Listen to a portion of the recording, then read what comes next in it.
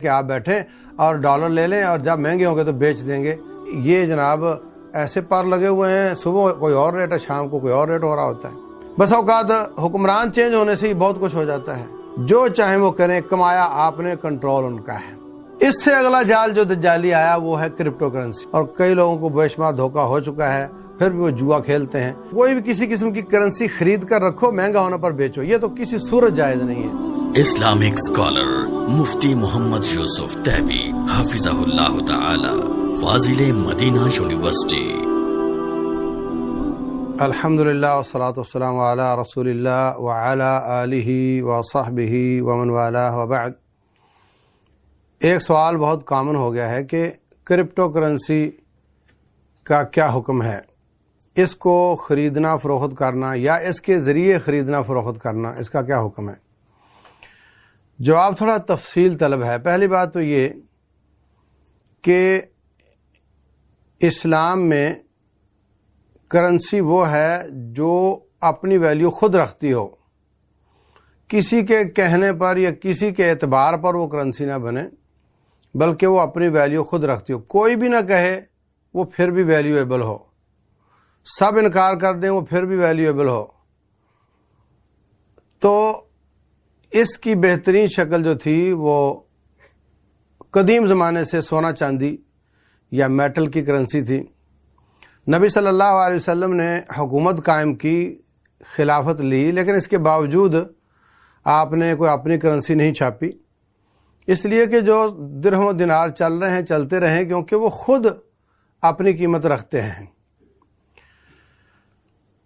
رسول اللہ صلی اللہ علیہ وسلم نے فرمایا کہ جب دجال آئے گا وہ لوگوں سے کہے گا مجھے رب مانو، جو اس کو رب نہیں مانے گا اس پر وہ ناراض ہوگا، اور اس بستی کو چھوڑ کر جب جائے گا تو ان کا پیسہ اس کے پیچھے لگ جائے گا اور ان کی تجوریاں خالی ہو جائیں گی اور سارا اس کے ساتھ چلا جائے گا. یہ وہ سزا دے گا لوگوں کو کہ تم نے مجھے رب کیوں نہیں مانا. یعنی وہ اکانومی کے حساب سے ربوبیت اپنی منوائے گا اور لوگوں کو محروم کر دے گا. سونا چاندی کی کرنسی عہد نبوت میں اس سے پہلے، اور وہ مکمل آپ نے کمائی، مکمل آپ کے کنٹرول میں ہے. کسی کے کہنے پر وہ ڈی ویلیو نہیں ہوتی، کسی کے کہنے پر اس کی ویلیو زیادہ نہیں ہوتی، کسی کے کہنے پر وہ منسوخ نہیں ہوتی. اور اس کی انتہائی شکل یہ کہ دجال جائے گا اور اس کے ساتھ ساری کرنسیاں لوگوں کے جو مال ہیں اس کے ساتھ چلے جائیں گے. تو میں نہیں کہتا کہ دجال وہ کاغذ کی یا آپ کی کرپٹو کرنسی کے حساب سے چلے گا، میں نہیں کہتا، لیکن اس دجالی سسٹم کا یہ حصہ ہے کہ کرنسی اس چیز کو قرار دیا جائے جس کی ویلیو ہم طے کریں. نتیجہ یہ ہوا کہ سونے چاندی کے بعد کاغذ کی پرچی پر لکھا جانے لگا. ایک شخص سنار تھا، اس کے پاس لوگ اپنا سونا رکھ دیتے تھے، دینار رکھ دیتے تھے، درہم رکھ دیتے تھے. وہ ہر دینار کے بدلے ایک پرچی لکھ دیتا کہ آپ کا ایک دینار میرے پاس واجب الادا ہے، وہ اپنی مہر لگا دیتا. آہستہ آہستہ لوگ دینار لینے آتے نہیں تھے، پرچیاں ہی آگے بیچتے چلے جاتے تھے.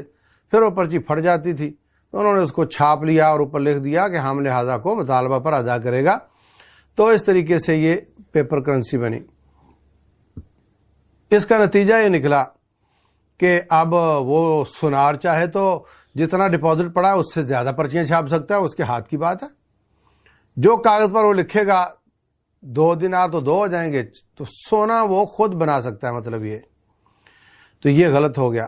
نبی صلی اللہ علیہ وسلم نے اس کو سود قرار دیا ہے.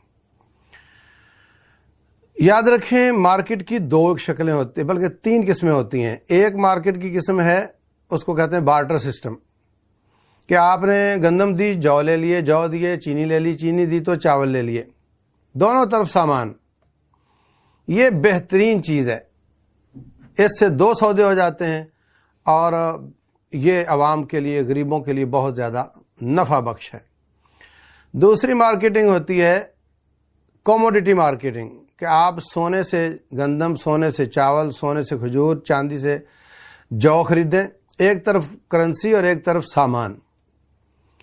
تیسری مارکیٹ کی قسم ہے منی مارکیٹ، کہ جس میں دونوں طرف منی ہوتی ہے، ادھر بھی سونا ادھر بھی سونا، ادھر بھی چاندی ادھر بھی چاندی، ادھر بھی روپیہ ادھر بھی روپیہ۔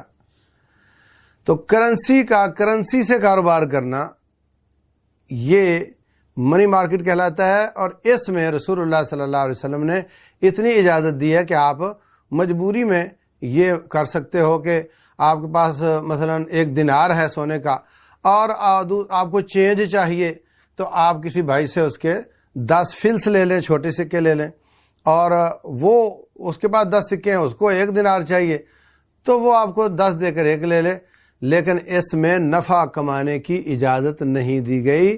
جو اس میں نفع کمائے گا وہ سود کھائے گا۔ رسول اللہ صلی اللہ علیہ وسلم فرماتے ہیں الذهب بالذهب والفضة بالفضة يدا بيد مثلا بمثل، سونا سونے کے ساتھ، چاندی چاندی کے ساتھ، ہاتھوں ہاتھ اور برابر برابر۔ ہاتھوں ہاتھ لیٹ نہیں کرنا اور برابر برابر نفع نہیں کمانا۔ میں آپ کو آج دینار آج دیتا ہوں، آپ اس کے چینج کے سکے کل مجھے دے دیں یا گھنٹے بعد دے دیں، یہ سود ہے، اس کو سود قرار دیا۔ اس زمانے میں شاید یہ کیسے سود بنتا ہے یہ بات اتنی واضح نہ ہوتی ہو جتنی آج ہوتی ہے، جب پیپر کرنسی آئی ہے، کہ پیپر کا تبادلہ ہو رہا ہوتا ہے، ریال کا ریال کے ساتھ، یا ریال کا روپے کے ساتھ، یا درہم کا کاغذی دینار کے ساتھ، یا کاغذی دینار کا ڈالر کے ساتھ، اور اس کے پیچھے جو سونا تھا وہ پڑا رہتا ہے، وہ چینج نہیں ہوتا۔ دونوں طرف کا سونا ادھار اور پرچیوں کا تبادلہ ہوتا ہے۔ تو ایک طرف سے ادھار ہو تو وہ سود ہے، جب دونوں طرف سے ہوگا تو ڈبل سود ہوگا۔ اور دوسری بات یعنی نہ یہ ہاتھوں ہاتھ ہوا، اور نہ اس پر فرمایا یدم بیدن اور مثلاً بے مثلاً، برابر برابر، تو برابر برابر بھی نہیں ہو رہا۔ آپ 100 دینار خریدیں، اگلے لمحے اسی کو بیچیں تو آپ کو نقصان ہوگا، مطلب آپ نے جتنے میں لیا اس سے کم پر بیچنا پڑے گا۔ یہ تفاضل بھی ہے اور ہاتھوں ہاتھ بھی نہیں ہے، اس لیے یہ ٹوٹل سسٹم سود کی بنیاد پر کھڑا ہے۔ ہم اس کو استعمال کرتے ہیں، ہم بھی روپے استعمال کرتے ہیں، دینار، لیکن یہ ہے غلط، اور اس پر ہم اللہ تعالیٰ سے توبہ کرتے ہیں۔ ہم اپنے آپ کو مجبور سمجھتے ہیں۔ تو جو کام مجبوراً کیا جائے اس کام کو جانتے بوجھتے ہوئے کاروبار نہیں بنایا جا سکتا۔ اس لیے کرنسی کاغذ کی ہو اس کو بھی کاروبار بنانا جائز نہیں ہے کہ آپ بیٹھیں اور ڈالر لے لیں اور جب مہنگے ہوں گے تو بیچ دیں گے، یہ جائز نہیں ہے۔ آپ کو مجبوری ہے، آپ نے کہیں جانا ہے تو آپ اتنے کے لے لیں جتنی آپ کی ضرورت ہے، اس سے زیادہ نہیں۔ اور حکومت کو چاہیے کہ وہ ڈالروں کی خرید و فروخت پر پابندی لگا دے، اور اپنا پاسپورٹ ویزا دکھا کر جتنی ضرورت ہے اس سے زیادہ بینک کو اس کو ایشو نہ کریں، اوپن مارکیٹ اس کی ختم کر دے۔ تو آج جو اس وقت مصیبت بنی ہوئی ہے، پوری قوم اس مہنگائی کے نیچے پٹ رہی ہے، اس کا بھی کافی حد تک مداوع ہو سکتا ہے کہ یہ جناب ایسے پار لگے ہوئے ہیں، صبح کوئی اور ریٹ ہے، شام کو کوئی اور ریٹ ہو رہا ہوتا ہے۔ دوسری بات، پیپر کرنسی کے بعد، یعنی پیپر کرنسی ایک دھوکہ ہے۔ پیچھے پہلے سونا تھا، وہ بھی نہیں رہا، اور یہ جو پیپر ہے یہ اعتباری کرنسی ہے، یہ پرومزری نوٹ ہیں۔ اگر حکومت اسٹیبل ہے تو یہ اسٹیبل ہے، حکومت اسٹیبل نہیں تو یہ بھی اسٹیبل نہیں۔ اللہ محفوظ رکھے کسی ملک میں دھماکہ ہو جاتا ہے یا کوئی میزائل گر جاتا ہے تو ان کی کرنسی نیچے آ جاتی ہے۔ بس اوقات حکمران چینج ہونے سے ہی بہت کچھ ہو جاتا ہے، جبکہ جو اصلی کرنسی ہے میٹل کی، اس میں کسی کے آنے جانے سے کوئی فرق نہیں پڑتا۔ اس نوٹ کو جب چاہے حکومت منسوخ کر دیتی ہے، اس کو کوئی منسوخ نہیں کر سکتا، سونے اور چاندی کو۔ اس نوٹ کو آئے دن IMF کے کہنے پہ، اس کے کہنے پہ ڈی ویلیو کیا جاتا ہے، انفلیشن آ جاتی ہے، اس میں اس طرح کا کوئی چکر نہیں ہے۔ وہ تو ڈیمانڈ اینڈ سپلائی کے حساب سے تھوڑا بہت فرق آتا ہے، ورنہ وہ اسٹیبل رہتا ہے۔ تو لوگ کہتے ہیں مہنگائی ہو گئی، سونا مہنگا ہو گیا، سونا مہنگا نہیں ہوتا، سونا اپنے اصل پہ رہتا ہے، لیکن لوگوں کی کرنسیاں سستی ہو جاتی ہیں، ڈی ویلیو ہو جاتی ہیں، جس سے ہر چیز مہنگی نظر آتی ہے۔ اس کے بعد اگلا جال پھینکا گیا دجالی فتنے کا، پیپر کرنسی کے بعد پلاسٹک کرنسی۔ یہ بینک منی مارکیٹ میں جس طرح آپ کموڈیٹی مارکیٹ میں جاتے ہیں، سامان لیتے ہیں بیچتے ہیں تو آپ کو نفع ہوتا ہے، اسی طرح یہ پیسے کو پیسے سے خریدتے اور بیچتے ہیں، سود کے علاوہ بھی یہ پیسہ بناتے ہیں جس کو فریکشنل ریزروز کہتے ہیں۔ تو بینک سود لینے کے علاوہ بھی پیسے بڑھا رہے ہوتے ہیں، جیسے ٹرانزیکشنیں آتی ہیں پیسہ گھومتا ہے، ان کا پیسہ بڑھ رہا ہوتا ہے۔ تو حالت یہ ہو جاتی ہے کہ جتنی پیپر کرنسی ان کے پاس جمع ہے اس سے 10 گنا زیادہ ڈیجٹ کی کرنسی ان کے پاس بن جاتی ہے، یہ خود بنا لیتے ہیں، جس کو کیش کرنے کے لیے ان کے پاس پیپر کرنسی نہیں ہوتی، تو اس کے لیے پھر یہ یا تو چیک استعمال کرتے ہیں یا ڈیبٹ کریڈٹ کارڈ استعمال کرتے ہیں۔ تو اگلا مرحلے میں وہ پلاسٹک کی کرنسی کے ایک کارڈ ہے اور اس میں 10 کروڑ بھی ہو سکتے ہیں، 10 روپے بھی ہو سکتے ہیں، اور ٹوٹل کنٹرول ان کے ہاتھ میں ہے۔ روپے والے میں تو کسی حد تک آپ کے ہاتھ میں کاغذ تھا، اب آپ کے ہاتھ میں کچھ بھی نہیں ہے، وہ کارڈ اس میں کچھ بھی نہیں، آپ کو نظر ہی نہیں آتا کیا لکھا ہوا، کتنے پیسے ہیں، وہ بتائیں گے اتنے ہیں، وہ بتائیں گے اتنے نہیں ہیں، وہ کہیں گے آپ کا جو اکاؤنٹ ہے وہ جیم کر دیا ہم نے، ہم آپ کو کچھ نہیں دیں گے، جو چاہیں وہ کریں، کمایا آپ نے، کنٹرول ان کا ہے۔ اس کے بعد اس سے بھی اگلی شکل ہی کہ خالی ڈیجٹ کو گھماؤ بھائی، چھوڑو اس کو، پلاسٹک کو بھی چھوڑو، آپ اپنے موبائل پر بیٹھو، ڈیجٹ ادھر گئے، ڈیجٹ ادھر گئے، اور وہ یہی چاہتے ہیں کہ ہم سے پیپر کرنسی بھی نہ مانگی جائے اور ڈیجٹ کا گیم کرو ہمارے ساتھ، اور وہ پیسے بناتے چلے جاتے ہیں۔ اس سے اگلا جال جو دجالی آیا وہ ہے کرپٹو کرنسی، کہ آپ کے پاس کچھ بھی نہیں ہے، کچھ بھی نہیں ہے، نہ کوئی بیس، نہ کسی کی کوئی ضمانت، نہ اپنے ملک کی، کچھ نہیں، کمپیوٹر پہ بیٹھ کر ایک وہم خریدا آپ نے اور وہم بیچ دیا اور اس کی بنیاد پر نفع کمانا شروع کر دیا، تو اس کو کہتے ہیں کرپٹو کرنسی۔ جب چاہیں وہ ویب سائٹ بند کر کے کہہ دیں جاؤ چھٹی کرو، جب چاہیں وہ آپ کا ملک کہہ دے کہ ہم اس کا کوئی اعتبار نہیں کرتے، جب چاہیں وہ اس سے مکر جائیں، آپ کے سارے پیسے رسک پر ہیں، اور کئی لوگوں کو بے شمار دھوکہ ہو چکا ہے، پھر بھی وہ جوا کھیلتے ہیں اور کھیلتے چلے جاتے ہیں۔